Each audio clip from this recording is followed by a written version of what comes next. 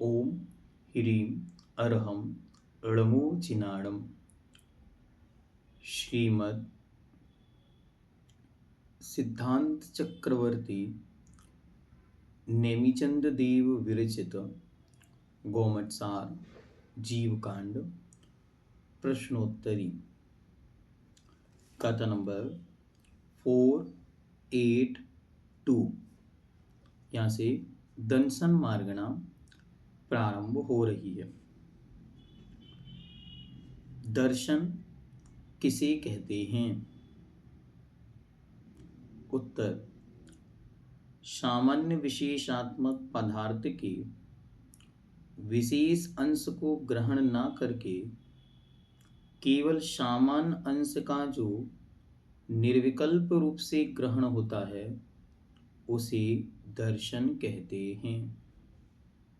या सामान्य शब्दों में लिखें, वस्तु के सामान्य अवलोकन को दर्शन कहते हैं। एक और लिखें, ज्ञान के पूर्व होने वाले सामान्य अवलोकन को दर्शन कहते हैं।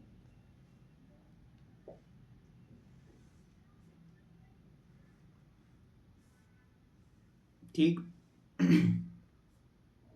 ये आपका गता नंबर 82 और 83 दोनों में लगभग यही विषय है। नेक्स्ट क्वेश्चन लिखें, दर्शन के कितनी भेद हैं अथवा दर्शन मार्गणा की कितनी भेद हैं?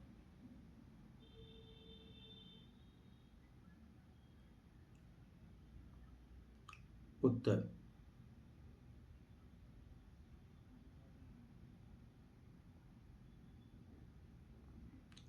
दर्शन मार्गणा के 4 भेद हैं या दर्शन के 4 भेद हैं।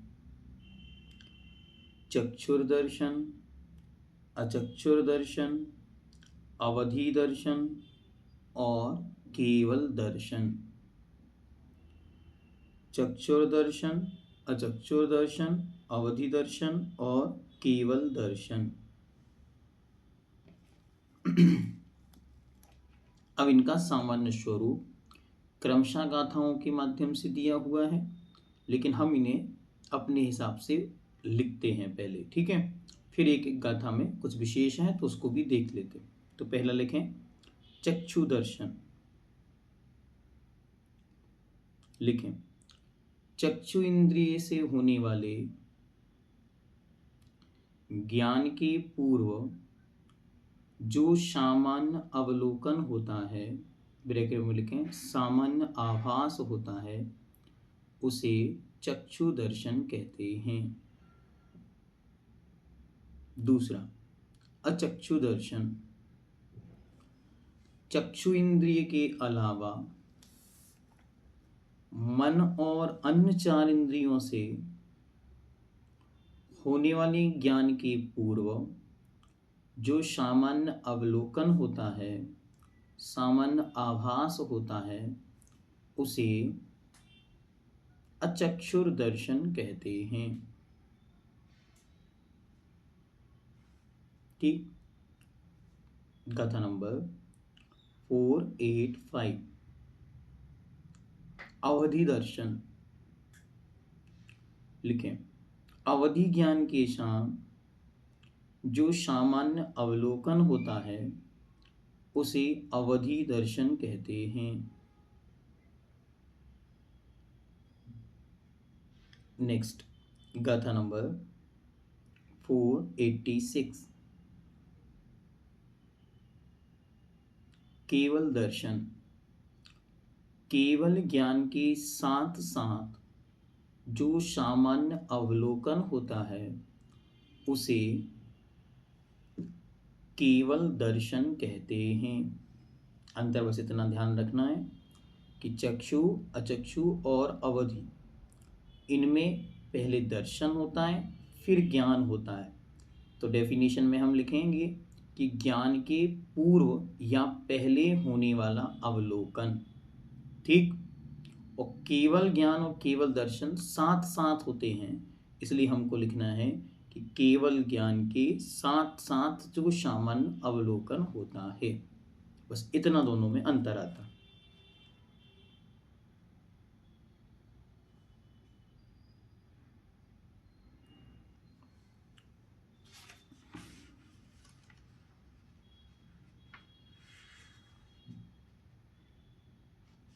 इसके बाद गाथा नंबर 487 और 488, इन दोनों में चक्षु इंद्रियों का प्रमाण दिया है, तो आप लोग एक बार देख लेंगे। ठीक है, चलिए आगे चलते हैं।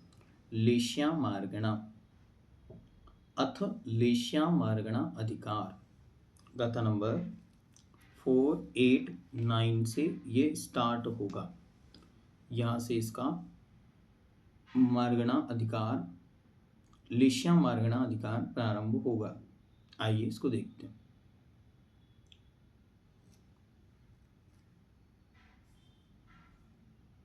सबसे पहले लिखें, लेश्या किसे कहते हैं?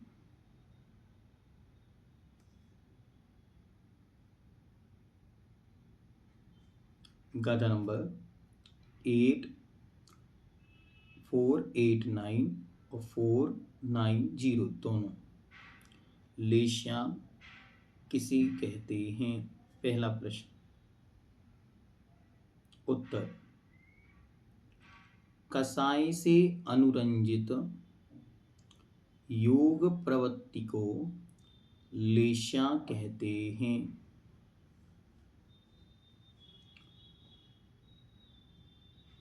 कसाय से अनुरक्त योग प्रवृत्ति को लेश्या कहते हैं। नेक्स्ट लिखें इसी में, जिसके द्वारा जीव अपने को पुण्य और पाप से लिप्त करे उसको लेश्या कहते हैं। नेक्स्ट, लेश्या कितनी होती हैं? लिखें, सामान्य से लेश्या दो प्रकार की होती हैं, द्रव्य लेश्या और भाव लेश्या। द्रव्य लेश्या, शरीर के वर्ण को द्रव्य लेश्या कहते हैं और जीव के परिणाम को भाव लेश्या कहते हैं।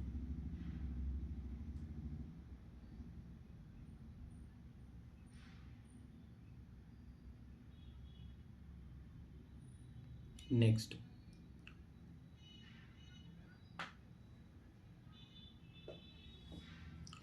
लेश्या के अन्य अपेक्षा से 6 भेद होते हैं, कृष्ण, नील, कापोत।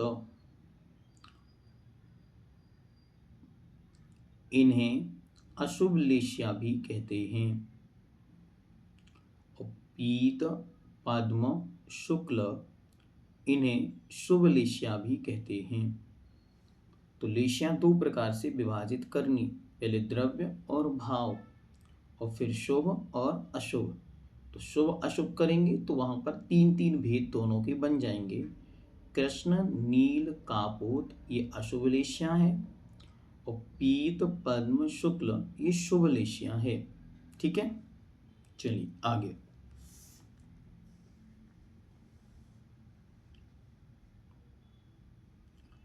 लेश्या का वर्णन करने के लिए कितने अधिकारों का वर्णन किया गया है?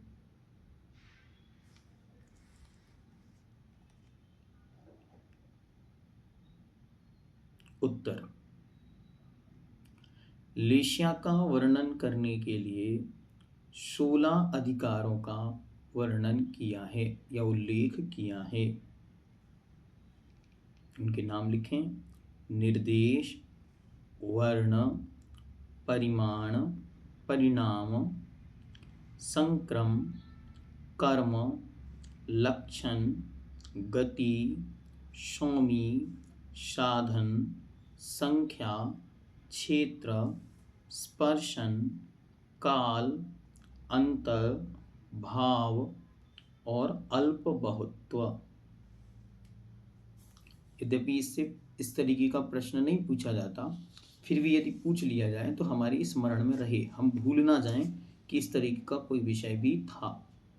ठीक, अब क्रमशः इन्हीं के आधार से पूरा ये अधिकार लिखा गया, या मानो इन्हीं का विस्तार पूरे अधिकार में है। ठीक है, तो सबसे पहले निर्देश। निर्देश को आप लोग जानते हैं, नाम का कथन ही निर्देश होता है। ठीक, तो 6 लिस्याएं सामान्य से हमारे सामने हैं। 6 लिस्याओं का सामान्य शब्दों में नाम, तो कृष्ण, नील, कापोत, पीत, पद्म और शुक्ल। ठीक, गाथा नंबर 94, 494।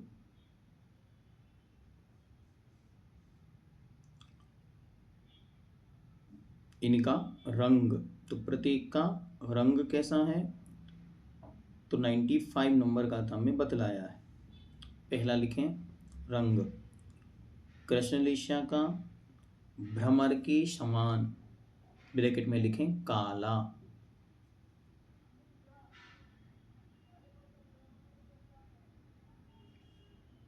नेक्स्ट,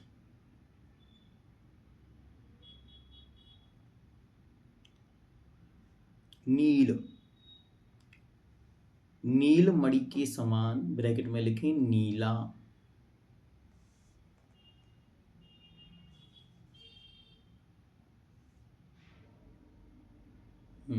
इसके बाद लिखें पीत, नहीं कापोत, कबूतर के समान, कबूतर के समान।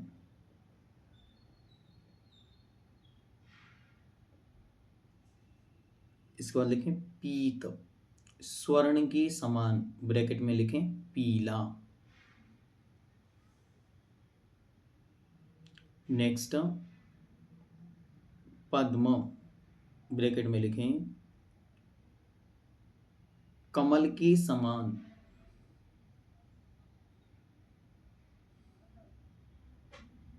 ये एक प्रकार से सफेद और पिंक का मिला हुआ भाव होता है, जो ना तो एकदम लाल है और ना ही एकदम सफेद है। पिंकिश जिसे हम कह सकते हैं, पिंक कलर पद्म का होता है। और श्वेत या शुक्ल लिस्या का श्वेत, शंख के समान, सफेद, वाइट। तो क्रम से फिर से देखें, कृष्ण लिस्या का काला रंग, नील लिस्या का नीला रंग, कापोत लिस्या का कबूतर के समान, जिसे हम सिलेटी कलर कहते हैं, मतलब ब्लैक और ब्लू को मिलाएंगे तो जो कलर बनेगा वो कलर है। ठीक है, ना तो डार्क ब्लू है ना लाइट ब्लू है, मिक्सर जैसा दिखेगा। इसके बाद पीत का सोने के समान पीला।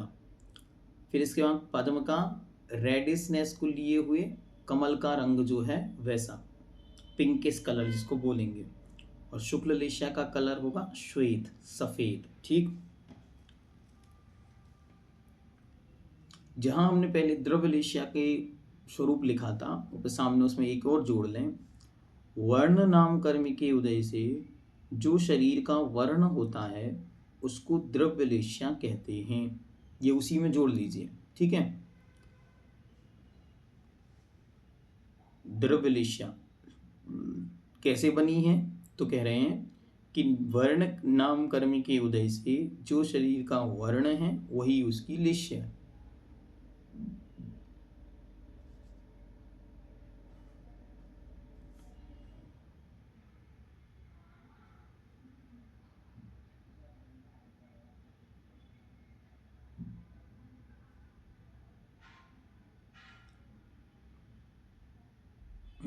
अब नेक्स्ट, किसकी द्रव्य लिस्या कौन सी है, या चारों गतियों में द्रव्य लिस्या।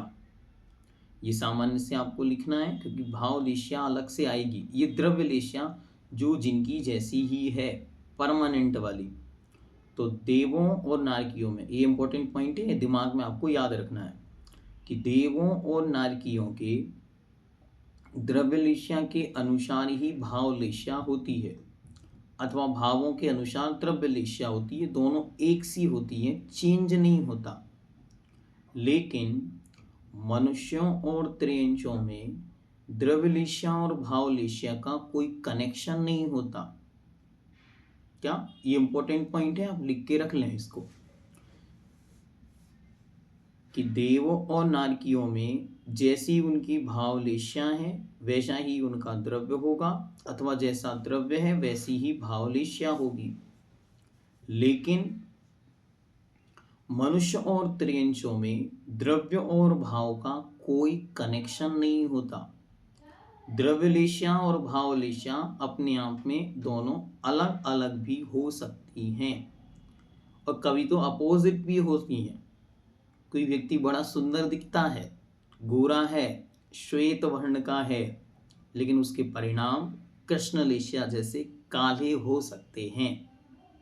नेमिनाथ स्वामी जैसे काले रंग वाले अथवा श्याम वर्ण वालों के परिणाम परम शुक्ल लेशा जैसे हो सकते हैं। हो सकते हैं नहीं, हुए हैं, ऐसा हम लोगों ने इतिहास में देखा। इसीलिए ये बात बहुत अच्छी तरह याद रखने योग्य है। बहुत सारे लोग इसमें कंफ्यूज हो जाते हैं। कंफ्यूज नहीं होना है, अच्छी तरह ध्यान रखना है कि देवों और नारकियों में जैसी लेशा द्रव्य है वैसी ही भाव है, जैसा भाव है वैसा द्रव्य है। लेकिन मनुष्यों और त्रयंचों में यह कोई नियम नहीं है, उनमें चेंज भी संभव है। ठीक है, द्रव्य से और भाव का कोई कनेक्शन ही नहीं है। हम तो कहते हैं ये सूत्र याद कर लो कि द्रव्य और भाव का उनमें कोई कनेक्शन नहीं है। द्रव्य उनका एक रहेगा, लेकिन भाव उनके छयों में से कोई एक भी कभी भी हो सकते हैं, बदल सकते हैं। मुनि महाराज हैं, उनके भी कृष्ण लेशा हो सकती है। ठीक है, मुनि मुद्रा है बाहर से, परिणामों से गिरकर वे कृष्ण हो सकते हैं। और त्रियंच है, मानो भैंस है काले रंग की, तो कृष्ण लेशा है बाहर से, अंतरंग में उसके शुक्ल लेशा का परिणाम हो सकता है। ठीक है, इस बात को भी विशेष ध्यान रखना। चलिए नेक्स्ट लिखें अब किनकी कौन सी जो द्रव्यलेशा है। तो संपूर्ण नारकियों की कृष्ण सब काले रंग के हैं।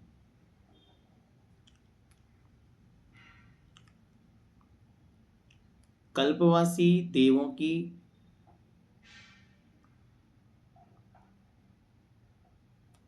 जैसा उनका भाव लेशा है वैसा उनका वर्ण, मतलब जिनकी पीत उनका पीला रंग, जिनका पद्म उनका पिंकिस रंग, और जिनका शुक्ल परिणाम उनका श्वेत वर्ण।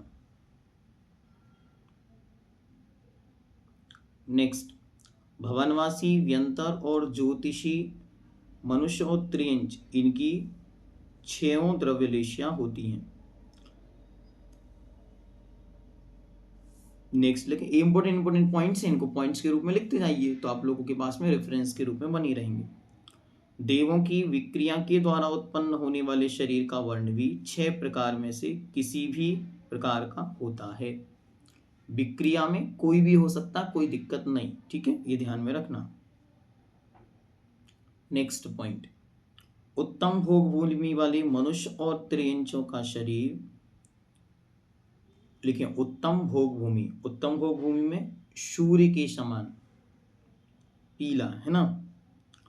मध्यम भोग भूमि वालों के मनुष्य त्रियंचों का शरीर चंद्रमा के समान, और जघन्य भोग भूमि वालों का हरित वर्ण का होता है, हरे रंग का होता है।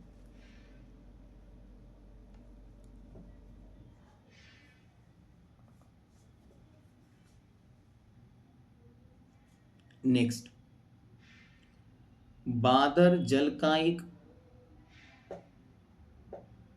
का शुक्ल श्वेत कलर के, बादर अग्नि का एक के पीत, इन दोनों पे इंपॉर्टेंट लगा लीजिए, ये आपको पूछा जा सकता है। और आपको याद भी रखना है कि पानी का रंग श्वेत सफेद रंग है। ठीक है, और अग्नि का रंग पीला है। वायुकाय के 3 भेद हैं, ठीक है। तो इनमें से पहला जो भेद है घनोदधि वात, इसका रंग है गौमूत्र के वर्ण का। सेकंड है घनवात, इसका रंग है मूंग के समान, मतलब हरा रंग जैसा, मूंग का रंग। और तीसरा तनुवात, इसका वर्ण है अव्यक्त वर्ण। अव्यक्त वर्ण मतलब जिसका एक्सप्लेनेशन नहीं किया जा सकता। नेक्स्ट, संपूर्ण सूक्ष्म जीवों का कापोत वर्ण, जितने भी सूक्ष्म जीव हैं उनका सबका कापोत वर्ण। नेक्स्ट, विग्रह गति में संपूर्ण जीवों का शुक्ल वर्ण, श्वेत ही होते हैं विग्रह गति में वर्ण से, द्रव्यलेश्या।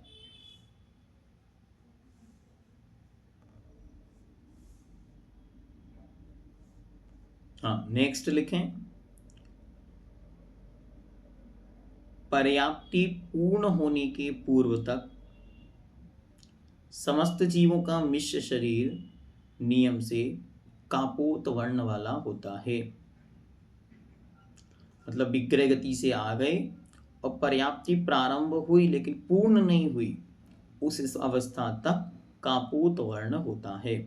यहाँ तक ये वर्ण अधिकार हुआ।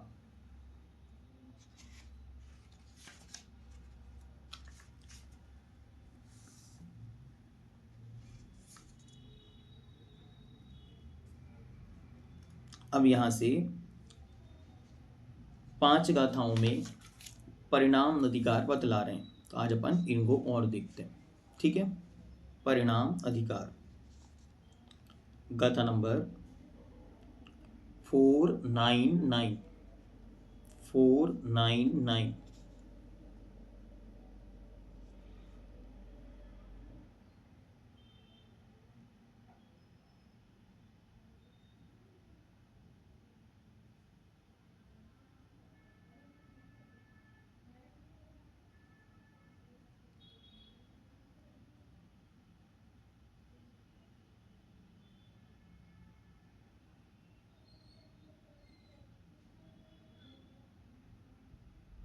इसमें लिखें, इम्पोर्टेंट पॉइंट बस एक लिख लें, जो संक्लेश रूप स्थान हैं वे अशुभ लेश्या संबंधी हैं, और जो विशुद्धि रूप स्थान हैं वे शुभ लेश्या संबंधी हैं। ठीक, जितने जितने संक्लेश परिणाम हैं वे सब अशुभ लेश्या के परिणाम हैं, और जितने जितने विशुद्धि स्थान हैं वे सब के सब कैसे हैं, तो वे सब के सब शुभ लेश्या के परिणाम हैं।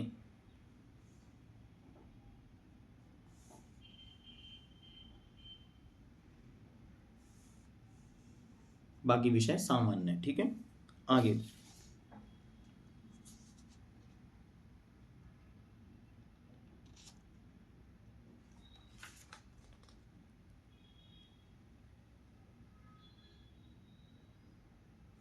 इसमें भी एक सामान्य पॉइंट बना के, इंपॉर्टेंट पॉइंट बना के, स्टार बना के लिख लें कि प्रत्येक लेश्या के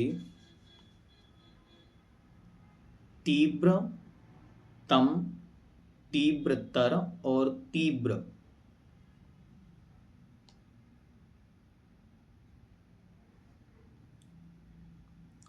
लिखें। अशुभ, इंपॉर्टेंट पॉइंट बना के लिख लें, अशुभ लेश्या के तीव्रतम, तीव्रतर और तीव्र, ये 3 स्थान होते हैं, और शुभ लेश्या की मंद, मंदतर और मंदतम, ये 3 स्थान होते हैं।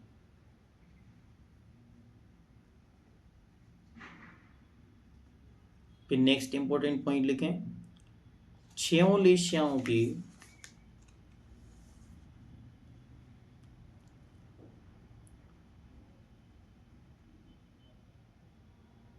जघन्य, मध्यम और उत्कृष्ट, ऐसे 3 भेद पाए जाते हैं।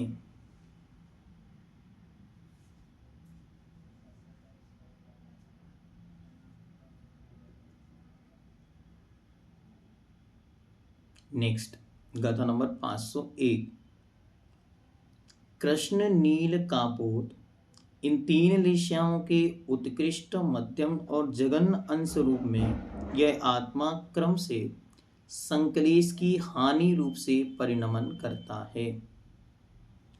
कृष्ण से नील, नील से कापोत, ये क्रमशः हानि हानि होती।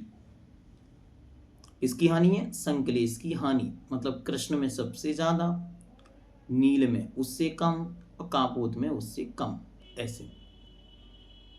और ये हमेशा याद रखना कि तीव्रतर परिणाम होंगे तो तीव्रतम परिणाम होंगे तो कृष्ण में, तीव्रतर होंगे नील में और तीव्र परिणाम होंगे कापोत में, मंद परिणाम होंगे तो पीत में, मंदतर परिणाम होंगे पद्म में और मंदतम परिणाम होंगे शुक्ल में। परिणाम कैसे होंगे वो अभी आचार्य आगे गाथाओं में बताएंगे, सबके परिणाम लिखवाएंगे और बताएंगे कि इसके परिणाम ऐसे होंगे, ठीक है, वो हम लोग बाद में देखेंगे। अभी एक सामान्य सी पंक्तियां आप इंपोर्टेंट लिख लीजिए।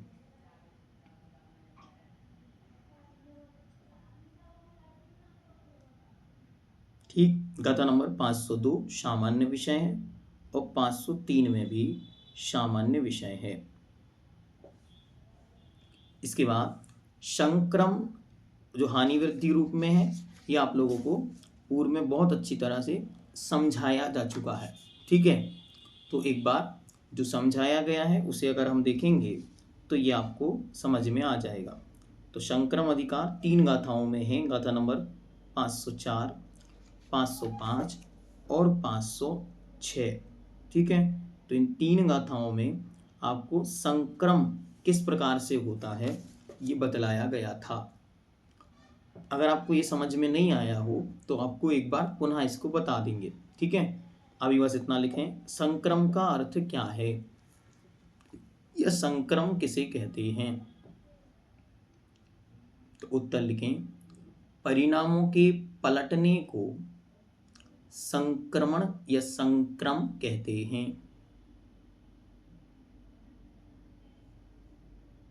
यह संक्रम या संक्रमण 2 प्रकार का होता है।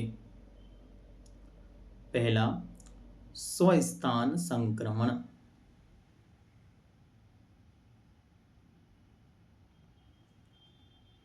दूसरा परस्थान संक्रमण, परस्थान संक्रमण। डेफिनेशन लिखें स्वस्थान के सामने, जब किसी लेस्या का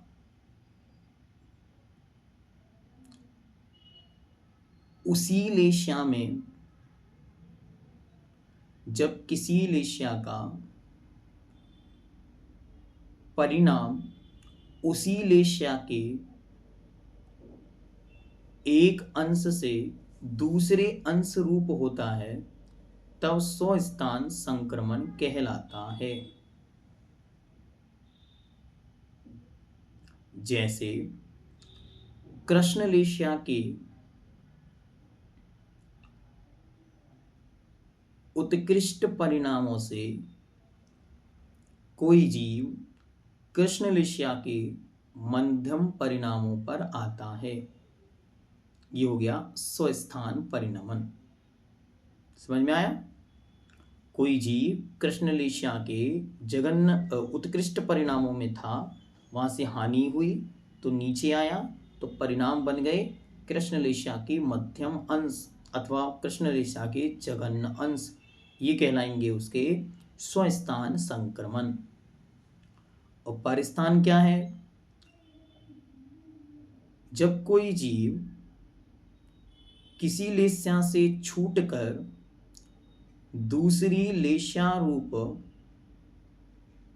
परिणामों को प्राप्त करता है तब वह कहलाता है परस्थान संक्रमण।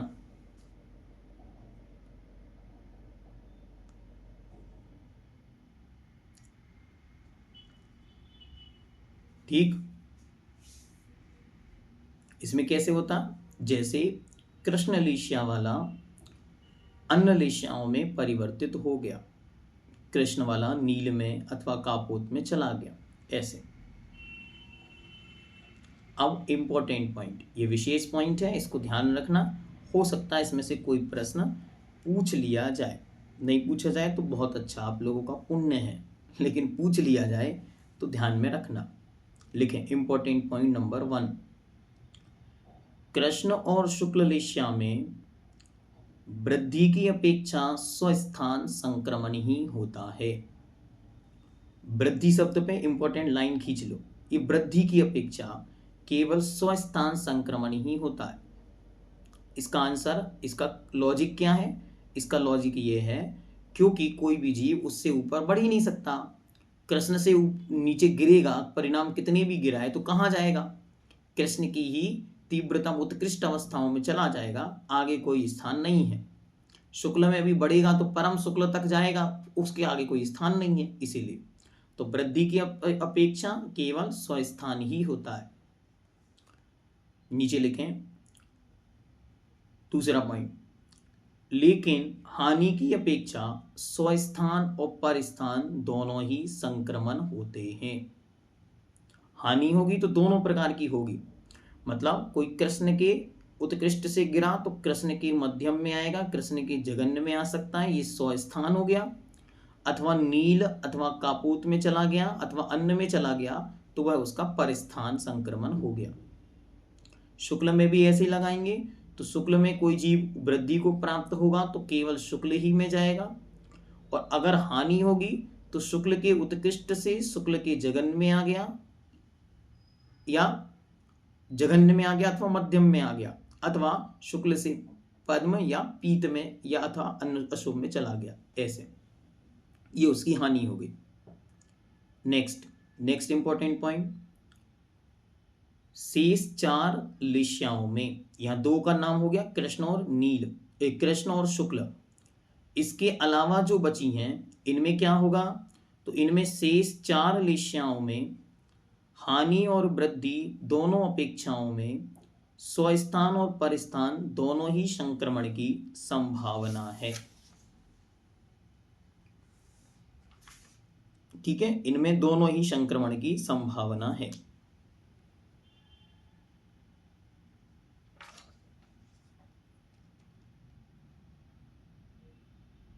ठीक, गाथा नंबर 505 और 506 ये सामान्य है, और फिर गाथा नंबर 507 और 508 में एक उदाहरण दिया हुआ है जो जगत में प्रसिद्ध है। तो ये उदाहरण आपको याद करना है, लिख के देखें और रख लें।